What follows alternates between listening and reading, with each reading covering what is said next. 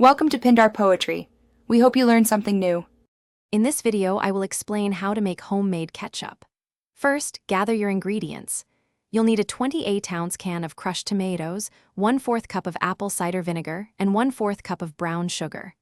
Don't forget your spices: 1 teaspoon each of onion powder, garlic powder, and salt, plus 1/2 teaspoon of black pepper. These simple items are the foundation for delicious, fresh ketchup. Now let's get cooking.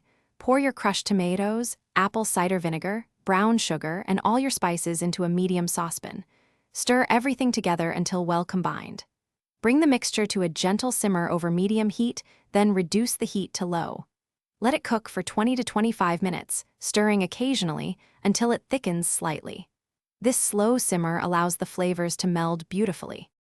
Once your ketchup has simmered and cooled slightly, it's time to achieve that classic smooth texture. Carefully transfer the entire mixture to a blender.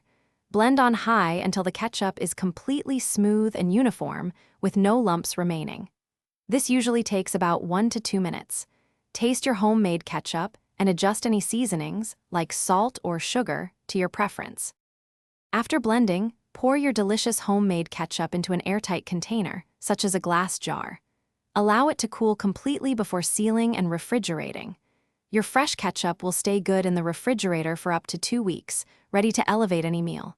It's perfect for burgers, fries, or anything that needs a tangy kick.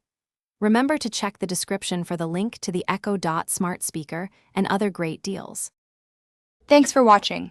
Consider subscribing if we helped you.